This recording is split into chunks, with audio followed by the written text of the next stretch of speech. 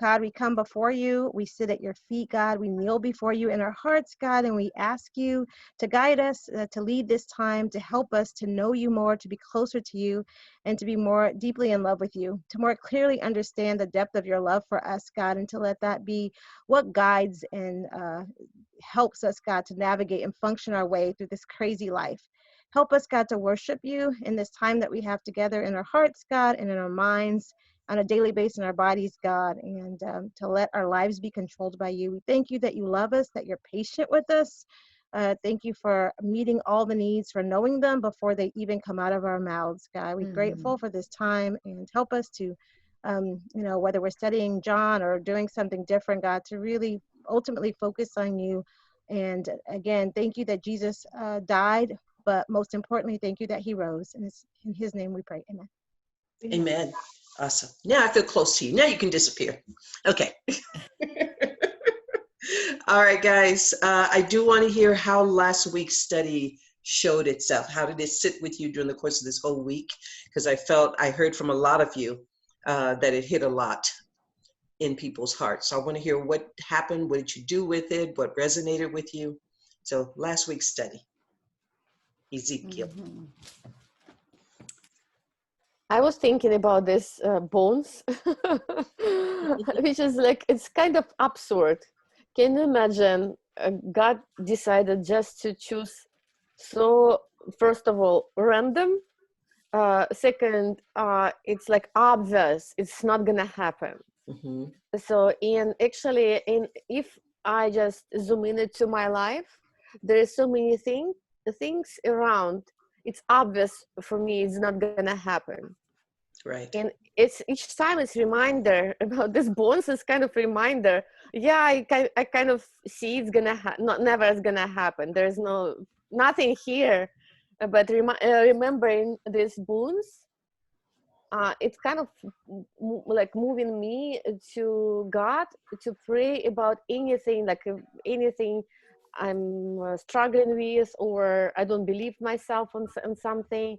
Just move me to God, because this reminder, it could be so random, it could be not even relevant to situation, anything, right. But God can choose anything to show himself to us in these bones, like it's literally to any situation, whatever is happening in my life, just remember these bones in how God could make it, even like it was like such a long process, starting from putting together all these bones and then put these muscles on that and skin, and there still it's everything. It's already miracle, right.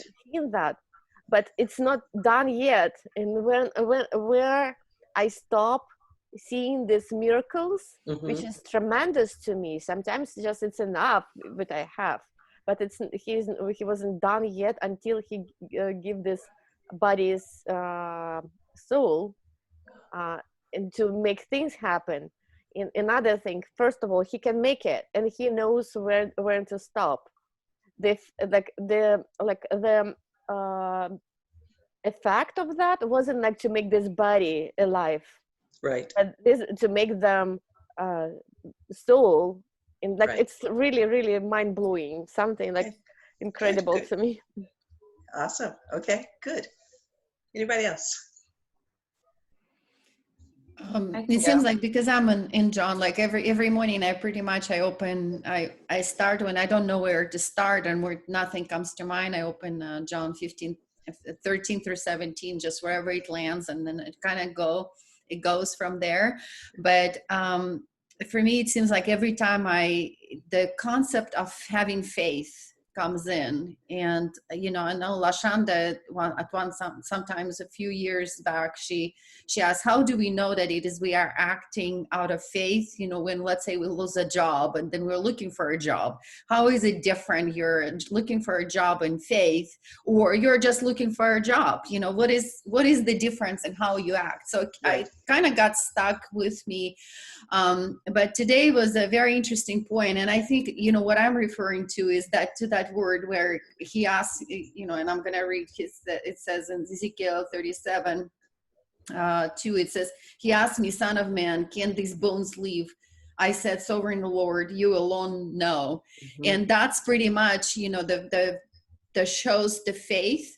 But what I was studying today was actually very interesting because there was an interesting fact that I shared with my sisters. In Latin, let it be, you know, when Jesus was praying and, you know, he was telling God, you know, let your will be done. This let it be in Latin is the word fiat, like a car, fiat. And the same word and same sentence is used but when Mary said, let your will be done, when she was his mother, when she was, you know, she said, okay, I'm gonna do whatever you tell me to do. And to me, it's always been it's kind of like a negative connotation, like when you tried everything and nothing is, you know, nothing is working, and you're like afraid that what's gonna happen, and you're just like, okay, God, you know, let it be, you know, done. I don't have that, and it's kind of has this negative connotation. But this it was reminded to me also that's the word fiat was also used Genesis 1:3, where it says let there be sun. So it's the same word in Latin. It is used when he was starting to create something, do the creation. And the point was made that if I change my attitude and let it be will be with the anticipation of new creation, it's a different mindset that it's required. And the same thing here, you know, when Ezekiel, it says, can these bones live? You alone know, you know, and there's no anticipation, seems like, of new creation, even though there was a new creation. And I think that because Tatiana and I were right now we're really studying the studies of the levels of development, personal development. And there is a, you know, like you go like self-worth, how importance of I am. And I think when we are, you know, discouraged, you know, it's really hard to get from that discouragement level, you God do whatever, you know, I'm with you, or you are anticipated to be part of that new creating something. It's a mindset thing. I don't know if it makes sense or not, but you know, that's what just, you know, everything we read, you know, up to that point, it's like this scripture just comes back. I come back to that, you alone know. And yes, and so it's pretty powerful. Good. All right, only a couple more real quickly, because I do want to get to today's. Anybody else? Nikki, I see you. Yeah, so I think it was challenging for me because I think I had gotten to a place in my relationship with God where I was like, okay, obeying him. and for me, that was good. Yeah. Because I think what had happened is I put expectations in the things that I was praying for and having faith, and then they wouldn't happen time and time and again. So it felt like the lid that we were talking about on the jar. And so I felt, BJ, like through God, I feel like you were challenging me to believe again, to have bigger faith. And so that really stood out to me. I love how God had that intimate moment with Ezekiel, where it was more than just the bones and the Israelites. Right. It was about him getting deeper in his faith. And so I loved that. I ran with that. Thank you. That's awesome. Awesome. All right. Anybody else burning? Otherwise, I'm going to go ahead and keep going. Audrey, welcome. Good to see you. I did a little digging, and I think I emailed you a website, but there was another website that I was looking for. I can't find it right at this minute, but the sermon notes on Ezekiel 37 by this guy were really good. Just the background of knowing that Ezekiel was a contemporary of Jeremiah, and he was a priest, but he didn't get to do any kind of priestly duties. The temple was gone. So he was, oh, I know what hit me. He was in this position, no temple, no sacrifices. How am I going to talk to God? How am I going to intercede? How will I be accepted by God when I don't have the vehicle from the Torah? I can't do any of this.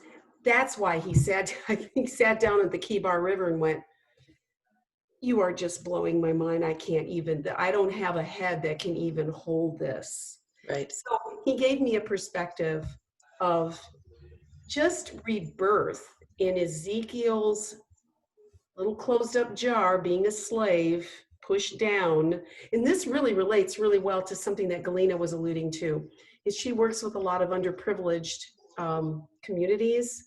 You're pushed down, there just is the jar on the lid on the jar is like, you got that much room, but you grow to live that way and accept it. And society tells you that you deserve to be there, and that's all you're going to get. So I likened it to what was happening with Ezekiel, and God is pulling him out. So if he can do that with him, he can do that with any of us like me. Right. Okay. Awesome. All right. Today we're going to take a look at Habakkuk. I love it. Habakkuk, one of our minor prophets. He goes well, so is Ezekiel. He goes well with Ezekiel. And I wanted to kind of put these back to back because our tendency, depending on our default setting, that is my next book. I'm writing default setting because it just keeps coming up. Oh, that's perfect. Yeah. So that's the next one. Well, there's a little children's story right in the middle of it, but it's coming. But depending on your default setting, we either go to our head or we go to our heart. You either are very analytical or you're very emotional. How many of you, just raise your hand, how many of you feel like you're analytical? Yeah, I pretty much see that. And my emotional. Who responds emotion? Okay. We go to one or the other. Not that it's bad one way or the other. I see LaShonda, thank you for your hand. It's not bad or good, it's not anything like that. But when we are studying God's word, you need to be praying, God, open up my mind, but free me from my mind if I'm analytical.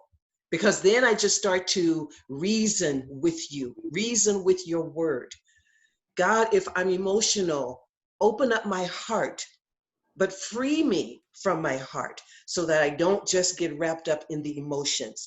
Because I think sometimes we miss the message because of our tendency, whichever way we tend to lean. You know, when we first look at Ezekiel, we immediately go to the dry bones. And depending on how we lean, it skews our view. And we were able to take that last week and take it out of the head. Wow, these bones did this and this. And we were able to shift it in between. We got to see Ezekiel, the person.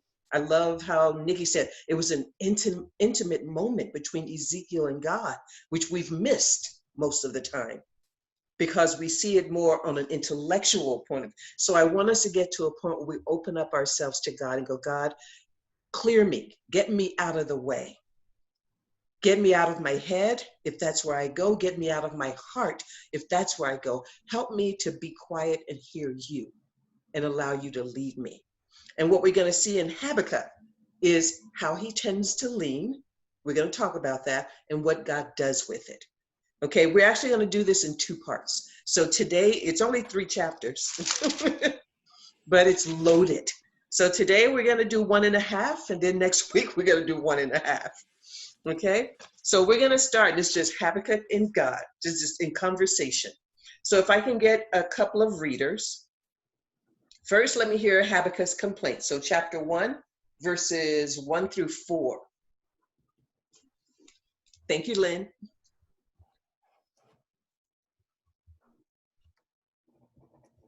Habakkuk 1, the prophecy that Habakkuk the prophet received. How long, O Lord, must I call for help, but you do not listen, or cry out to you violence, but you do not save? Why do you make me look at injustice? Why do you tolerate wrongdoing? Destruction and violence are before me. There's strife and conflict abounds. Therefore the law is paralyzed and justice never prevails. The wicked hem in the righteous so that justice is perverted. Okay, first we're hearing Habakkuk's complaint. What do we hear? What is he saying? Is it anything like today? Just what do you get out of hearing that? I just thought about it. It's just like right now, there's strife and conflict abounds, and the law is paralyzed. Yeah. Yes, he's frustrated. He's frustrated. He doesn't see God moving to try to correct the injustice. Right. When we are frustrated, we don't see God trying to correct, in our opinion, the injustice. What do we tend to do? How do we tend to feel?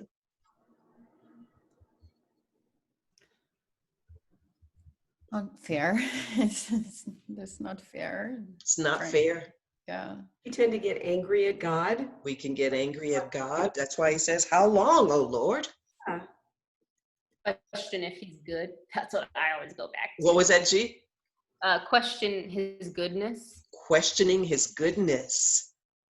Yes. I want to take matters into my own hands. Yeah. Take matters. Okay, God, if you're not going to do it, I guess I'm going to have to do it myself. So just get on out of the way, right? We hear all of that in Habakkuk. He's going, wait a minute, God, I'm seeing a lot of stuff. I'm feeling a lot of stuff. Now, what you going to do about it? You know, he's like, oh, God, talk to me. What are you going to do? Let's look at God's response. The Lord's answer. If somebody can pick it up, 5 through 11. Okay, I'll do that. Look at the nations and watch and be utterly amazed. For I am going to do something in your days that you would not believe, even if you were told. I am raising up the Babylonians, that ruthless and impetuous people who sweep across the whole earth to seize dwelling places not their own. They are a feared and dreaded people. They are a law to themselves and promote their own honor. Their horses are swifter than leopards, fiercer than wolves at dusk. Their cavalry gallops headlong.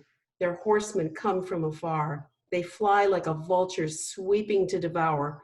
They all come bent on violence. Their hordes advance like a desert wind and gather prisoners like sand. They deride kings and scoff at rulers. They laugh at all fortified cities. They build earthen ramps and capture them. Then they sweep past like the wind and go on, guilty men whose own strength is their own God. What are we hearing? What do we see? In the Lord's answer. He's got a plan. He's got a Bad plan. people are gonna come. So Okay. the difficulties from him. Yeah. Okay. Nobody escapes. God Okay. sees it, and he says, I got this. Does his answer bring any kind of peace, I guess, for lack of a better term, to Habakkuk? No. Listen to Habakkuk's complaint and listen to the Lord's answer. Yes? No? It seems That's like the he's very creating more chaos. Like Habakkuk is complaining about all of this evil and negativity, and God's saying, well, I'm going to bring in even more. Yes. Listen to that. Good point. Listen to that. Habakkuk is complaining. He's going on. God, what's wrong with you? You must not be God because you are not handling things. So if you get out of the way and let me take care of it, I would not. He's complaining. When we complain, and we're like, okay, God, answer me. And God comes back really with no answer at all. How do you think it makes Habakkuk feel? How would it make you feel? I can tell you exactly how I feel. I was going through a very, very difficult time in my marriage, and I've been married now for 30 years, but it was at the beginning of the marriage and something was happening, and I was a disciple already. And one of the brothers, he told me, you know, Galina, it will get worse for you before it gets better. And I'm like, I was not ready for this. I'm like, oh no, I don't want any worse. It was already what I thought it was already worse. I got so upset, you know. I was like, I couldn't get mad because I just, you know, I love the brother, but I was like, wow, you know, that was so sad. Okay, not what I wanted to hear, right? Not what I wanted to hear, for sure. Okay. What else? Has God ever given you an answer and it was not what you wanted to hear? Yeah. In the midst of your crazy, you want God to step in and calm things down? Here's an interesting line that stood out to me as we were reading through it. When God says, hold on, let me find it. Verse 6. I am raising up the Babylonians, that ruthless and impetuous people. I am raising them up. You're like, what? These are the people I'm complaining about. What do you mean you're going to raise them up? Has God ever raised up your enemy and you're like, wait a minute, God. Hello. Yeah. Yeah. Does that feel fair? Feel like God is not loving the people that are trying to serve him? He's literally saying, I'm raising up the people that you're telling me that you're all pissed off about. Mhm. What are you going to do about it, Habakkuk? Remember when he led the Israelites into the Red Sea and he put them in between the sea and their enemies? God often pushes us into the places that we think he should never place us. What places have God placed you in that's made you question whether or not God's got your back? Y'all good? Y'all haven't been in any situations? No. Sometimes God puts us in places and it makes us question whether or not he's got our back. I would say for me, it's with the challenges that I had with some chronic illnesses. Mm-hmm. Good. I was misjudged in church because, basically I didn't fall within the structure, and I was fighting, physical issues. I wasn't diagnosed yet as celiac, so I was still poisoning myself, and I was in depression, and I was sick every time. I couldn't even hold my job, which was really, for me, I made the dean's list 3 times in a major that was so hard for me and so far away from my natural abilities that when I went out to work, it was a shaming situation for me that I couldn't even keep continuity on a project because I was sick so much. And then my boss didn't even believe me. He said, I want a doctor's note every time you have to call in.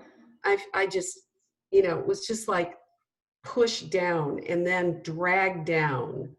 And I remember before I studied the Bible, I just prayed through Jeremiah, Lord, heal me and I will be healed. And you know what? I didn't get healed. It took breadcrumbs later. I don't know why, but he has a reason for doing the things and the way that he does them. Yes. So I was pretty bitter about it. Pretty upset. Yeah.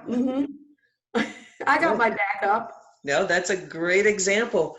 Each and every one of us, if we stop and think about it hard enough, you can find some place in which God has led you and you didn't understand it. And you went, okay, God, why are you doing this to me? Let's just get real. Why are you doing this to me? You out to get me? You mad at me, God? That's what we feel inside. So here's Habakkuk pouring out his heart. God, these people, they're coming after us. They're hurting us. Do something. You hate this, right? Why are you not doing? So he's pouring it out. And God is literally saying, yeah, I know. I'm raising them up to do just that. Just like he hardened Pharaoh's heart. There's so many times God does things that makes no sense to us because that opposition is what actually strengthens us. If it was all smooth sailing, we would not develop the muscles we need for the fight. So God deliberately places things in our path that's going to force us to fight. I love how he starts it. Somebody can just read verse 5. Let's see, 5. Look at the nations and watch and be utterly amazed, for I am going to do something in your days that you would not believe, even if you were told. We often hear that half of the passage, right? Where he talks about, I'm going to do something in your days that you would not believe, even if you were told. We hear that and we're all like, whoa, God's going to do. But look what it comes out of. Again, we've got to be careful not to pick these little pieces of scriptures. It's one of those positive passages we hear when we talk about, oh, our God is going to do some incredible things that would just blow your mind. Habakkuk is just complaining about what's going on. And God says, okay, the answer to your complaint is look. I want you to look. I want you to be utterly amazed by what I'm about to do. And what he's about to do isn't what we think he's about to do. But he's saying, I want you to open up your eyes and see it. I want you to see you're struggling with your diseases and everybody's talking about, I want you to see that. Why would God want us to see all that hurtful stuff? That's your mindfulness, right? Mm-hmm. Mm-hmm. Mm-hmm. When we're in that tight, painful, hurtful spot, God is saying, now is the time I want you to open your eyes wide. I want you to watch and see what I'm doing and be utterly amazed.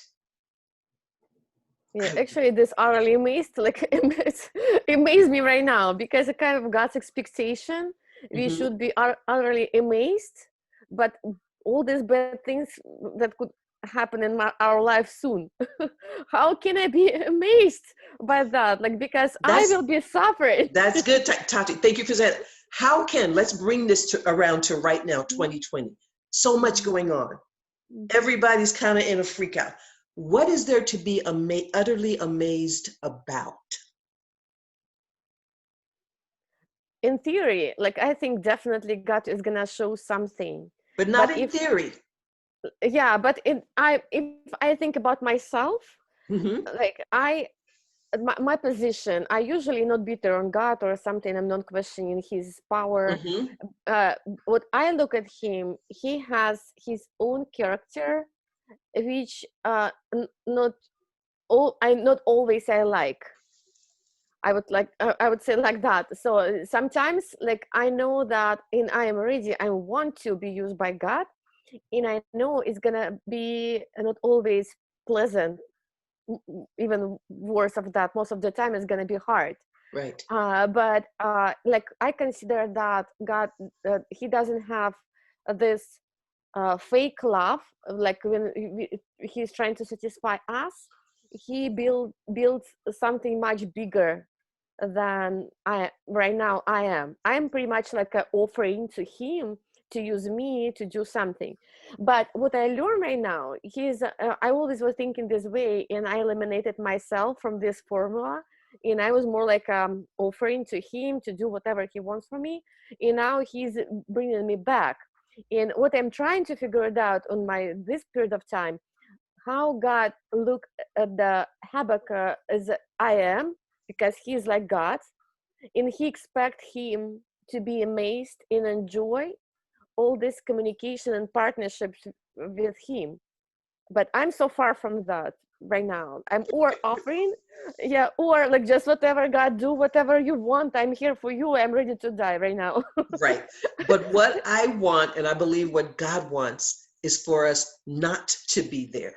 Yeah, God wants us to be utterly amazed by what he is literally doing true. right now. Mhm.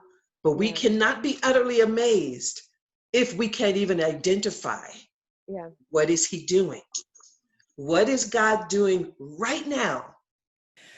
I can add that I think I'm looking for different examples of good news. For example, I have a friend who had innovation at NIH, and she said this was the time that never happened before, that barriers and red tape got broken, and the path for, let's say, new medication from decades, now it's going to take 1 year. And she told me, be amazed, you will see some drugs that been on a back order for like years gonna come out, fairly soon, like in 2021, 2022, you'll see a lot of new drugs on the market. Then I also had a friend who told me, and he pretty much said it like that, like, be amazed how the digital gap is being closed, because systems were forced to give computers to every child, like now as yes, there's a lot more going on, but he's like, you will be amazed how that gap that everybody thought that there were no finances for it, there are no computers out there, and how all the kids got computers. And so people are saying just like that, it's not that somebody's doing bad, but even within this situation, you can start noticing positive things. Right. Yeah. Good. I thought about the vaccine. I know a lot of people don't understand, but if you do a little digging, it really didn't take a year. They fast-tracked what they had been working on since SARS-CoV-1, which was back in 2003. So there's been like 10 years of research and development that is the foundation of this. But for them to turn that around, synthetic mRNA, and get this baby out here is mind-boggling. It took 10 years for Jonas Salk to create the polio vaccine in the 50s. Right. That was slogging it through hardly any technology. Okay. It blows my mind, and I thank God for it. So we can see that there are things that we should be utterly amazed by. What about personally? We can look at the vaccine, we can look at the drugs, we can look at all of that. But what have you seen personally in you or in your family in the midst of everything that has just blown your mind? I heard somebody starting. Was that you, Lynn? Sorry to interrupt. That's okay. I was just going to say, I think for me personally, I think that what I've seen is several times in my life, I've had things I prayed for long-term, 20 years, 17 years, and even things that I'm still praying for that I haven't seen God move in yet. But what God continues to teach me through those is that I don't get to determine the times or the places. That's up to Him. And I think God allows things to get worse so that when He does move, it's so clearly Him and not me or not somebody else or not circumstances.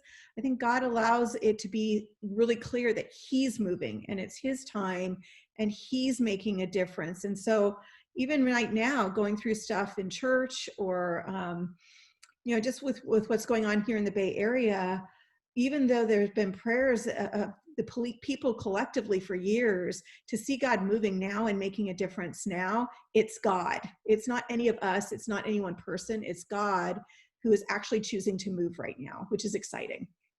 Good. Can I add one thing? God has my full attention right now. And I think He has a lot of the world's attention. I think we're kind of like, oh, what do we do next? We really messed it up here. And I think people who don't believe, maybe you're believing, my father, you asked for a personal example, has been terrified by, he's almost 70 years old and he's studying the Bible. He was not open to it before. And he's studying now and he's making really great strides. And I'm grateful for that. But also I think for my personal self, like it sounds like it's in a terrible package, but it's not really. I got laid off. At first I was furloughed from my employer and then I was laid off. And I have had this incredible amount of time with my children. I was working an insane amount in the years prior for the last 10 years. It's been crazy. And to be able to now have this time to spend time with them to me, it's just a nice big red bow on a brown paper bag. And I feel so grateful because there's no other way I can think that could have possibly happened. And my grandson, I have a 2-year-old grandson, and he has this from a cartoon. He says, "Stop, listen," in the most random places, right? I don't remember what show, but so I've been doing that. I'll be, oh, right, exactly. You got it. So I'll be walking along and then you stop and then you listen, and it's just amazing. My dad's Bible study was born out of that moment, me stopping and listening, and God just put a thought about him in my mind, and I go, oh, I should follow up with that comment he made, and it led to, anyway, so yeah. Yeah, I just think, was somebody sharing? Did I hear a voice? No? All right. No, LaShonda, that's great. We have to personalize our walk with God.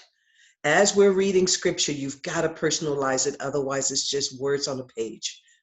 We look at Habakkuk and we see ourselves in the midst of all sorts of frustration. And then we look at God's answer, which wasn't an answer in the sense of what we expect. We expect God to explain Himself. He does not. He goes on and He says what He's doing. And what He's doing seems in total opposition to what we're expecting. But yet in the midst of it, He says, I want you to watch and see what I'm doing. And I want you to be utterly amazed. So we've got to stop and go, okay, God, you're doing something in my life, literally right now, that should amaze me. And I'm not amazed. that should concern us. Mhm. My tagline on my podcast, I'm always saying, be on the lookout for the hand of God. I believe we miss the hand of God. He's right in front of us, waving, trying to get our attention. Hello, I'm over here. And we miss it because we're looking for, like Habakkuk, an answer. And God did not respond in an answer that Habakkuk was looking for. You've got to look at life. We've got to pray, God, am I missing your response to me? Because I'm looking for a specific answer. Or I'm looking for you to answer me versus me answering you. I always say we have to watch out. A lot of times we're in the process of playing God in our own lives. We're the God with a little g up against the big G. We're going to lose every time. God is asking him to be amazed by what I'm doing. Okay, let's move on to Habakkuk because he comes back around. He's got a few more things. Okay, God, you didn't quite answer me, so I'm going to say it again in case you missed it. So we're still in Habakkuk 1, picking up in verse 12 through 17. I'll read it. Okay. Lord, are you not from everlasting? My God, my Holy One, you will never die. You, Lord, have appointed them to execute judgment. You, my rock, have ordained them to punishment. Your eyes are too pure to look on evil. You cannot tolerate wrongdoing. Why then do you tolerate the treacherous? Why are you silent while the wicked swallow up those more righteous than themselves? You have made people like the fish in the sea, like the sea creatures that have no ruler. The wicked foe pulls all of them up with hooks. He catches them in his nets. He gathers them up in his dragnet, and so he rejoices and is glad. Therefore he sacrifices to his net and burns incense to his dragnet. For by his net he lives in luxury and enjoys the choicest of food. Is he to keep on emptying his net, destroying nations without mercy? Okay, actually finish that chapter 2, verse 1, I guess it is. Maybe I'm not reading it. What are you asking? Oh, chapter 2, verse 1 finishes off that. Okay. I will stand at my watch and station myself on the ramparts. I will look to see what he will say to me and what answer I am to give to this complaint. Okay. What do we see? What do we hear?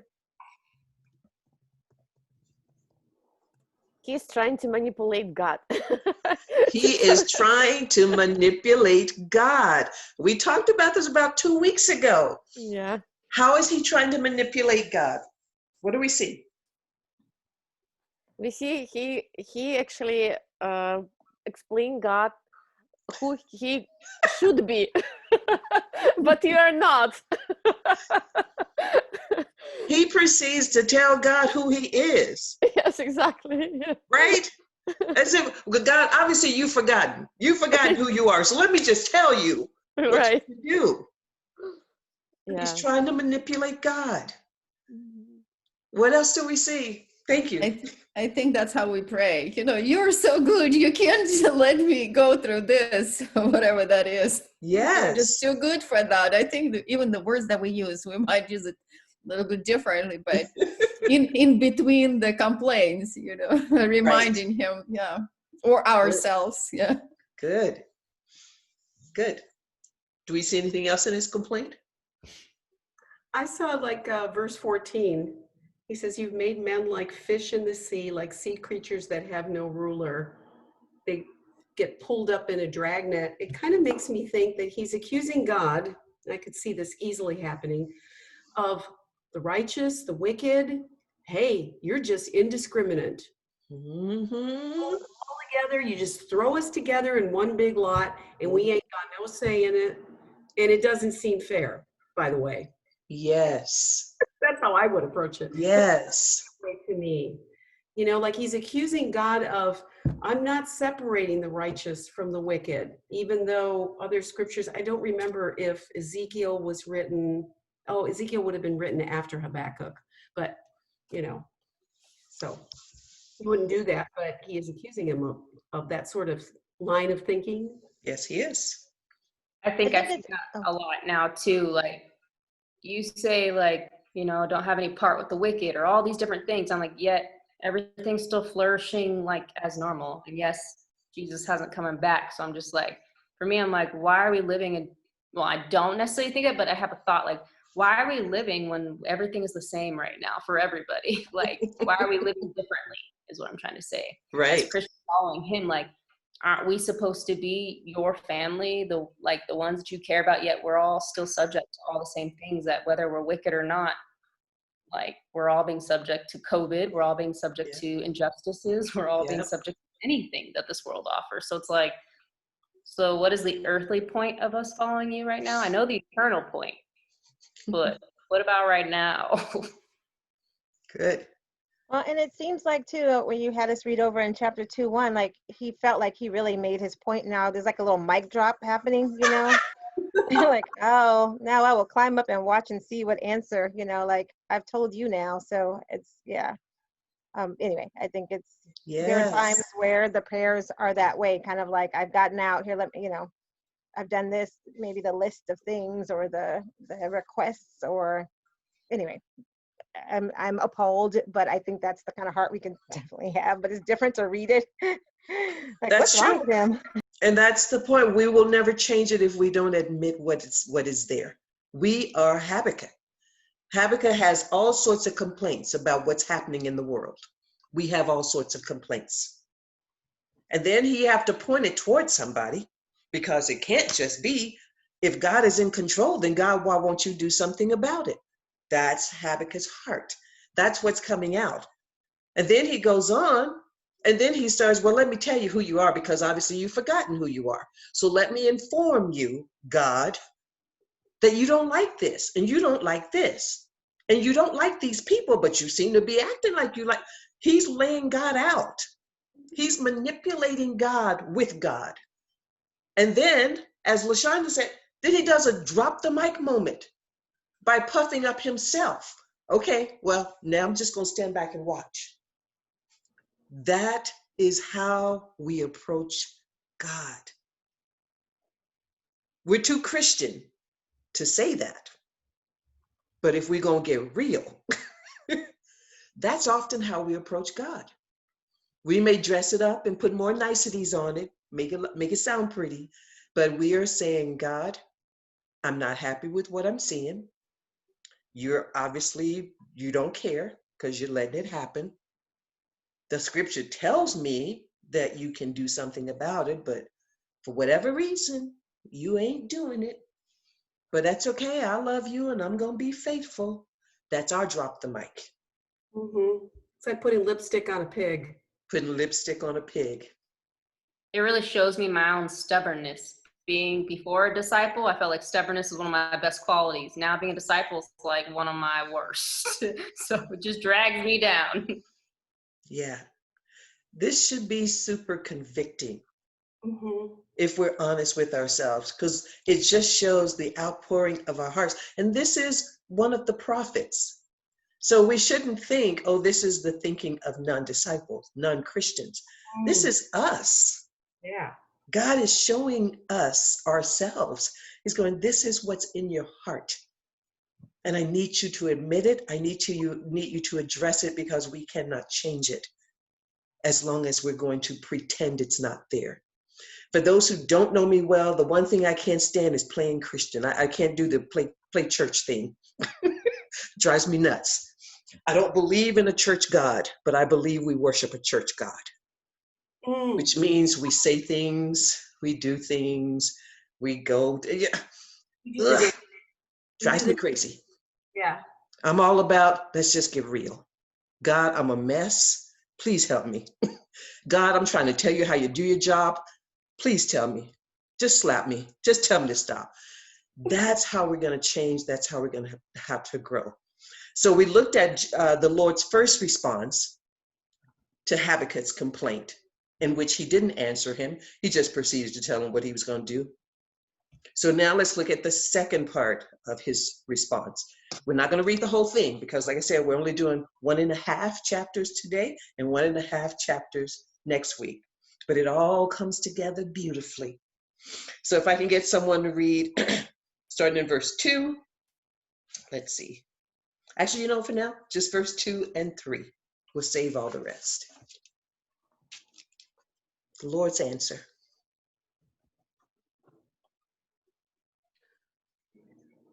Nobody Okay, I'll read? read it. Thank you. Then the Lord replied, "Write down the revelation and make it plain on tablets, so that a herald may run with it. For the revelation awaits an appointed time. It speaks of the end and will not prove false. Though it linger, wait for it. It will certainly come and will not delay." Okay. Think about that. What is he saying? What's the point? Write it down, not to forget about what they're saying to you. Because sometimes we are praying about something, and when God, like, especially if it's like not immediately he responds to us, but in some period of time, we totally forget, at least me.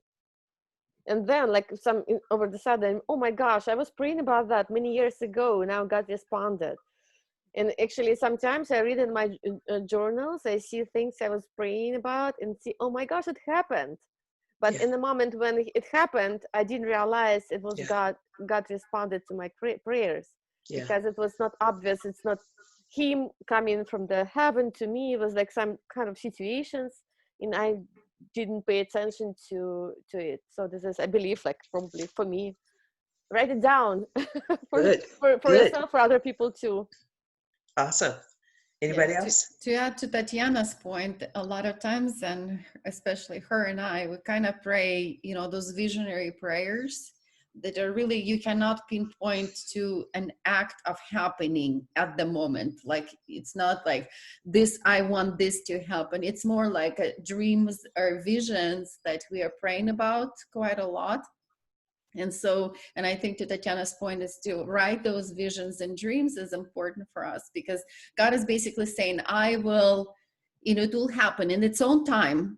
And, you know, the time will come, and you have to wait. And I think it's even more prevalent, like when you are, you know, the dreams and visions were a bigger situation, not that somebody got somewhere or something happened, you got a job, but like I envision, you know, let's say Tatiana was praying about the scale, you know, of her thinking, and that happened, you know, and then now she looks back, she's like, wow, that was a huge change between like in the 10-year span. But basically God says it will, you know, just, you have to remember, and it will happen in my time. Right. Right.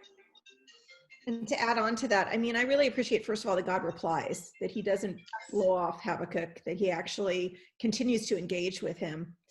But sometimes I think this is an example of where it's not so much the truth as it is the timing.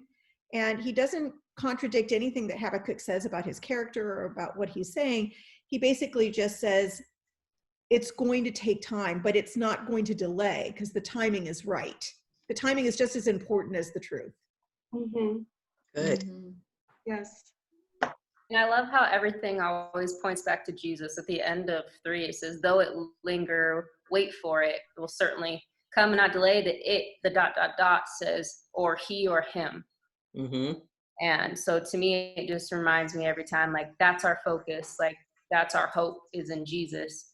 Like, when I lose sight of that hope, I lose a lot of things in my faith. So it's like, you know, God may be not explicitly saying it to him at this moment, but to all of us who are going to read this, to see how all the threads are woven together. Right. It's like, oh, like, so for me, I'm like, okay, I do need to hold on and wait for it. Like, it will certainly come. Jesus will certainly come and deal with this mess of a world. Okay, cool. Keep that in mind. So Right. I would, if my Bible had said him versus it would have meant even more, but that I had to look for it. Now I'm like, oh, it ringed in my head like, oh, that's Jesus. Oh, he's there in the Old Testament. I love finding him there. Right. Yes. Remember I said we are small bit part players in God's big story, right? So everything, I love how Jesus said we're woven together. We're just little threads. This is another thread woven into God's big story. Supporting actors, right? Yeah, Supporting actors. We're supporting actors. So he's telling him, he's saying, I love it, does say, and the Lord replied. Didn't say that the first time, but this time says, okay, I'm going to start answering. I'm going to reply. And he goes on, he says, okay, first of all, write it down. All this stuff that's going on in our heads, all these things when we're praying, God, what's wrong with, and I don't understand, and da da da da. He's not saying you're wrong. Somebody mentioned that. He said, I'm not saying you're wrong, but I want you to write it down, because you're going to be utterly amazed when you realize that this was an answer to something you thought. It's like we don't connect the dots to things because we want it right now. God, just do it. He's like, no. But in the right timing, it's going to happen. But if we can't connect it, we're not going to be amazed. Mm-hmm. We are not going to be amazed. I guarantee you there are people who were born back when the polio vaccination was happening that's still living now that's utterly amazed. You know what I mean? They can be amazed because they can connect the dots. But if you cannot connect those dots, you're not as amazed. You're just like, oh, okay. Yeah. Not a big deal. When I would speak to my dad, about what it was like to have just a third grade education, because by the time he got to third grade, he had to stop and go to work. That was the plight of Black Americans back then, and having to work. He's utterly amazed at where things ended up for him. We look at it and go, what? You only had a third grade education? We're not amazed because we can't connect those dots. Mm-hmm. God is saying all those things that's rattling around in your head, all those things that you're complaining about, Habakkuk, in your prayers, write them down. Write down those revelations, because they're revelations to you. He says, and when the time is right, no, he said, write it down and make it clear. Make it clear so that a herald, a messenger, can run with it. So he said, don't just rattle on and on and on and on and on. He says, make it clear. What is your revelation? God, the time is going to come when? God, when are we no longer going to have to deal with systemic racism? Mm-hmm. When? Mm-hmm. Oh, God, well, we're still dealing with this right now. God, that's the complaint. He said, write it down. Be clear about it. So that when that time comes, you can go, whoa, God, I'm utterly amazed. Have we ceased to be amazed by God? Christians. That's the question. I believe we have brought God down to such a small size, such a bite-sized God, that limits our amazement. If we allow God to be as huge as he is, take him out of the box, remove the lid that we talked about last week, and let God be God, it would blow our minds. Mm-hmm. But it starts with us allowing God to be the God that he really is, not the God that we're telling him he should be. That's where Habakkuk starts. Well, God, you're this, and you're the God who, and God's like, and I'm so much more than that, bro. If you only knew the rest of me. Habakkuk is only hitting up on the things that he knows. And he's trying to hold God to the things that he knows. And God's like, boy, if I told you all the stuff that's going on inside of me, you'd fall over. Have we limited God to such a small God that we're no longer amazed? We should be amazed by something every day, because God is working every day. Mm-hmm. If we're not, I challenge you to really look at it and go, have I limited God? And therefore I don't see him. Am I seeing the hand of God? It should be there. Mm-hmm. When I took my little kids to their little shopping spree last week on Thursday, we got together this little shopping spree. I work with these kids and they don't have anything.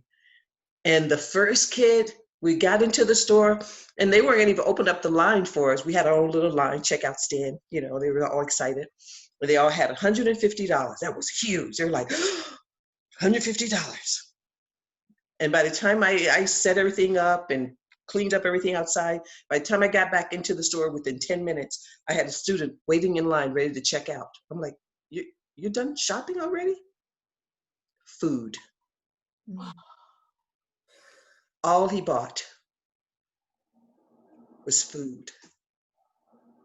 I'm going, you don't want to get any toys? You don't want to get, no.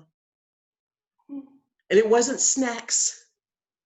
It was this big thing of Crisco oil. It was food. Wow. Wow. Utterly amazed. I'm blown away every day at what God's doing around me. That this kid with $150, all he could think of was, I'm going to go to Walmart and I'm going to buy us some food. And the next kid come through and she got all these clothes. And I was like, I told her, I said, you know what? Wow, I thought for sure you guys were going to go for the toys. And she looked at me and went, clothes are more important than toys. I felt, this big. I was trying to make a joke, but she was just like, clothes are more important. They're essential. And I'm like, yes, baby, they are. Can I buy you a toy? It's just, God is all around us and we are no longer amazed. He's saying, Habakkuk, I hear your complaints. I don't even disagree with your complaints. But in due time. So for now, write them down so that when I show myself, it will blow your mind. But until he does that, he still says we should be utterly amazed. So there are obviously some smaller things happening along the way. In his first answer, he says, hey, watch, be utterly amazed. So that means there's some little things that still should blow our minds, as well as the big thing that really should blow our minds. Those are the things he said, you got to write that stuff down. So as we go further into Habakkuk next week, I want us to see what happens with it. Read it, study it, dig into it.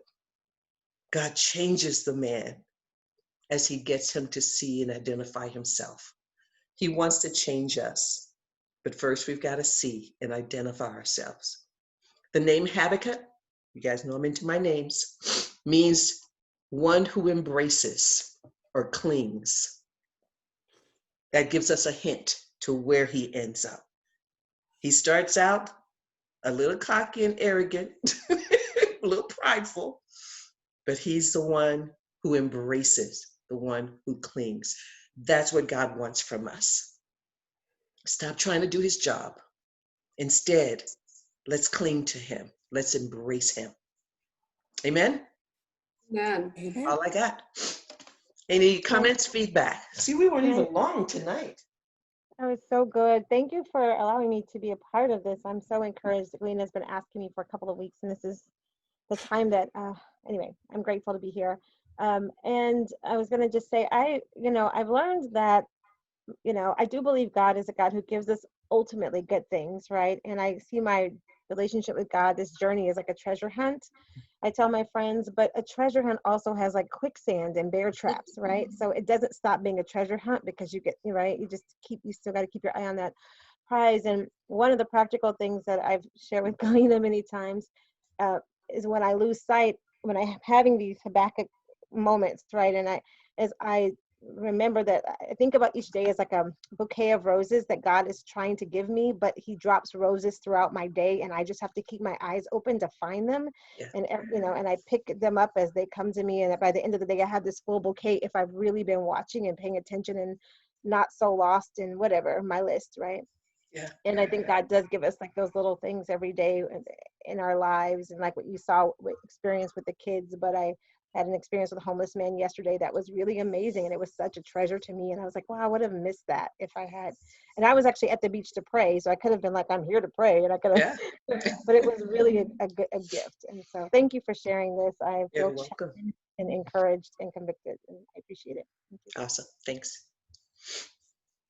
Anyone else before we close Years out? ago, I did a daily gratitude journal. Mhm. And the thing that I loved about it is it trained me to look for things, because I knew at the end of the day I was going to have to log 3 things I was grateful for. Right. And so after a while, I just was looking for those things. And I think I want to start in a being amazed by God journal, just I love that. to know that, to train myself to really look for God in my day. Yeah, I love that. Thank you, Lynn. Audrey, did I see a hand?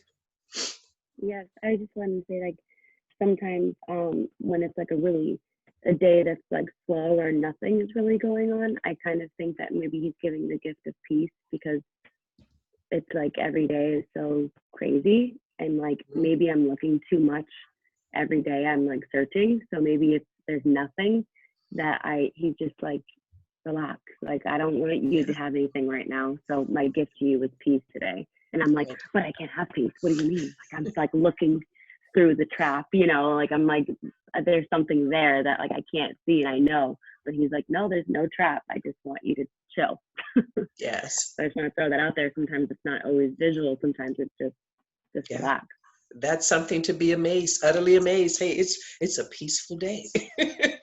That's awesome. Awesome. Yeah, Nikki? I've been Oh, sorry. away. I've been Hey, Dee. sick, and this message has really touched home, because I have been feeling very down. I Mhm. don't have COVID, but I have been suffering some viruses throughout my body.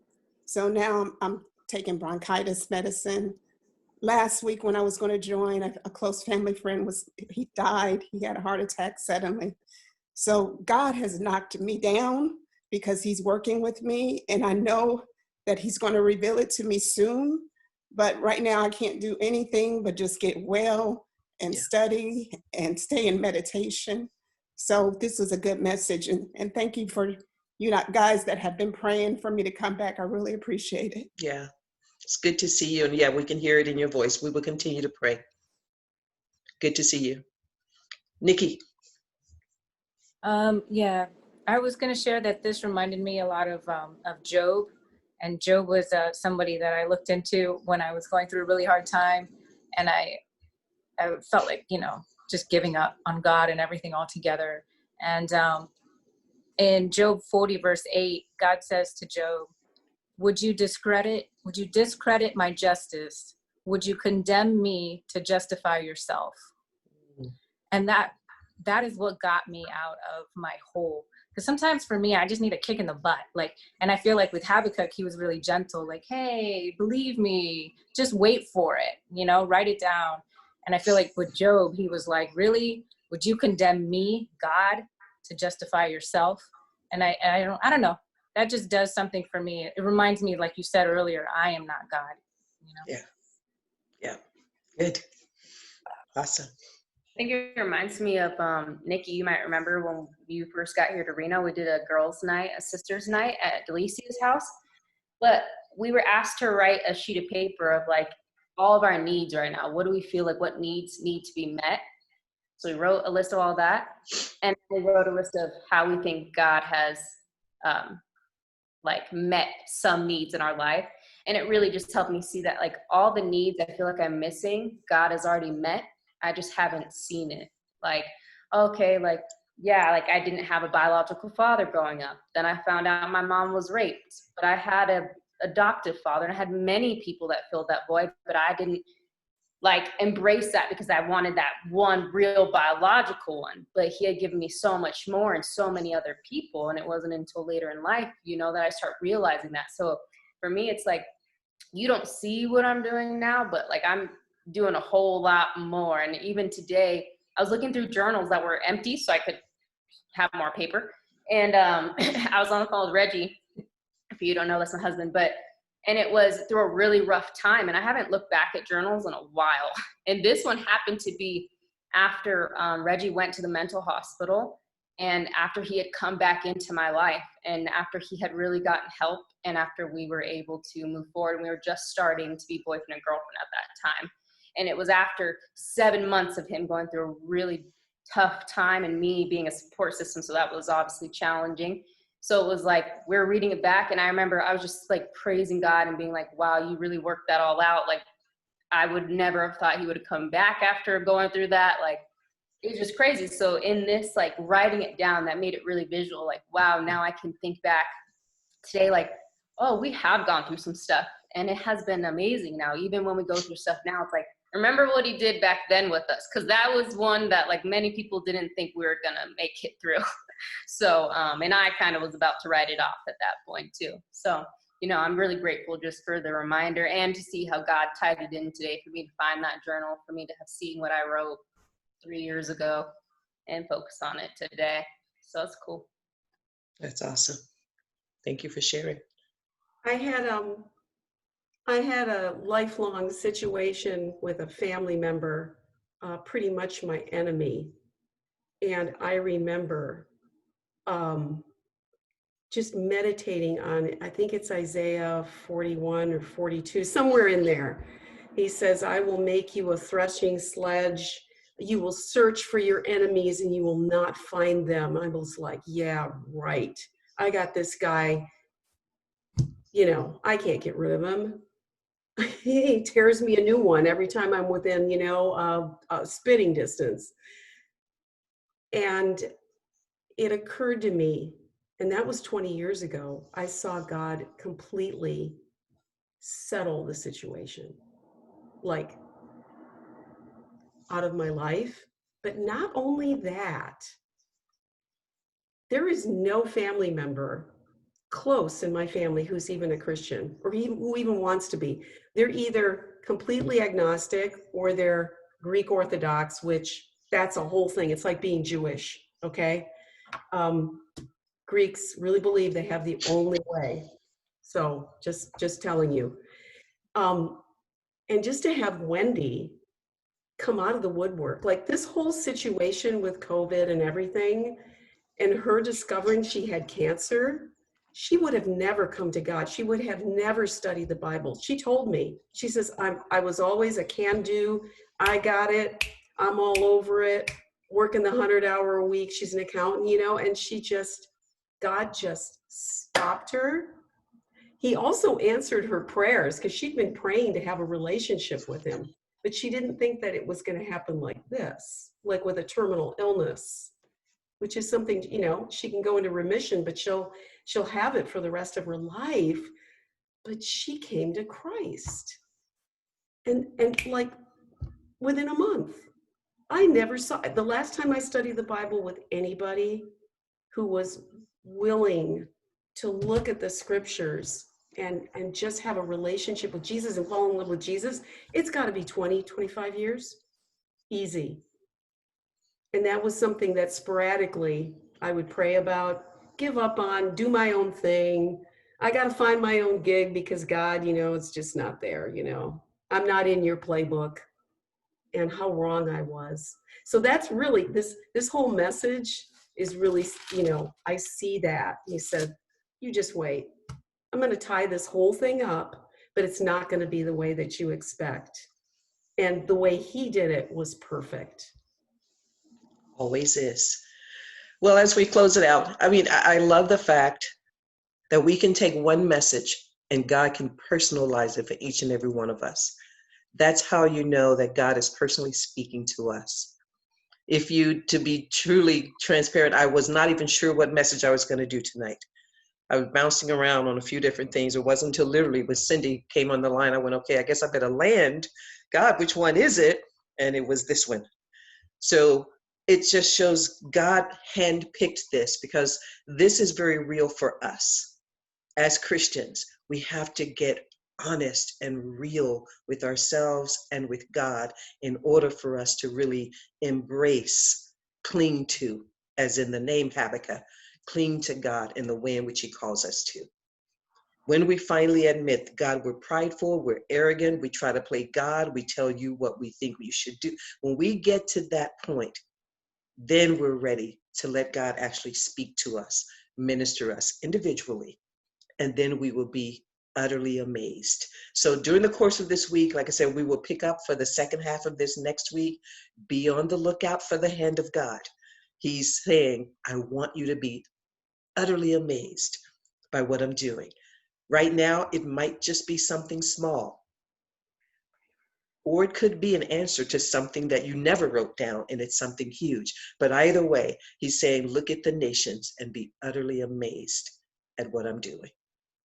Amen? All right, guys, I love you. Dee, we're going to stay in prayer for you, my sister. Okay? Everybody, I love you guys, and we will see you next week. Yeah, see you next week. Thank you Bye. all. Bye-bye.